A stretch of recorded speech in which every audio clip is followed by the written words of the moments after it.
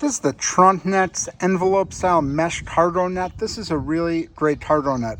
Using the back of the Cybertruck here, it just fits in here perfectly. It's that fit for the back of the Cybertruck. I'm using it on the inner hooks here. You could use them on these hooks. You can move the top ones around, but I put it here so I could put a crate here and it blocks the crate. And then I could also put items inside of here. You can use it at the end right here like a normal tailgate cargo net, but this is where I like using it. The clips at the end here work really well. I had a previous net, it had like D-rings on there where you had to like open it and close it each time. I like these because it just comes on and off real easy and it just keeps enough pressure on there so it's not going to move or come off. I've had several heavy things back here and I've had no issues with it at all. The thing just works really well. Again, you could put stuff inside here. You could use them on those ones. You could use them at the end right here. This is a very versatile cargo net. So highly recommend picking one of these up. Again, this is the 2024 Cybertruck.